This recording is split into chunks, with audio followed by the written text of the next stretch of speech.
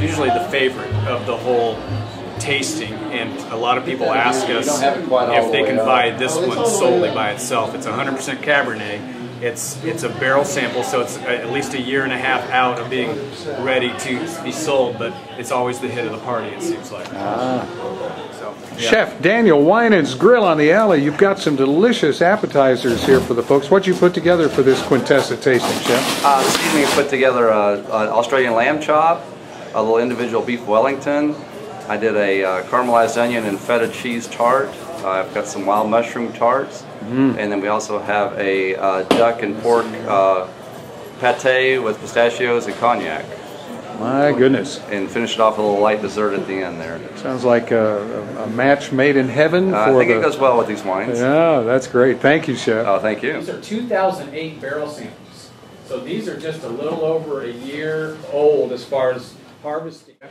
Well, the way that we have set up this tasting is to bring in 3 different vineyard blocks of Cabernet from our 170 acres at Quintessa. And the reason we do that is due to the unique soil types. We have over 20 different soil types on the property in the 170 acres.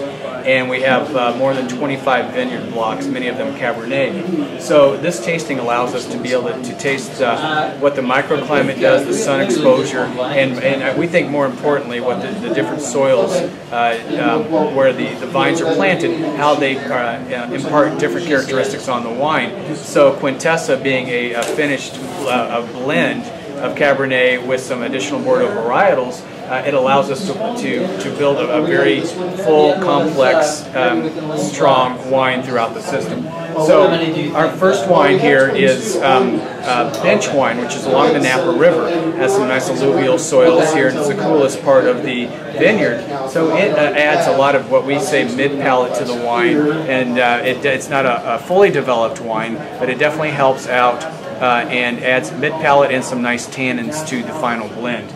Mount Calise, which is a small block on the property that's more south-facing, gets definitely is much warmer and a lot more sun during the mid to late afternoon. It is a very bold wine in its current state, and it adds more of an initial entry into the final blend of the wine. So you see the two together are starting to build a nice finish to the wine. And then Dragon's Terrace, which is our largest block on the vineyard of Cabernet, is mainly west-facing. And it stays actually very cool, though, due to the Dragon's Lake, which is very near this block.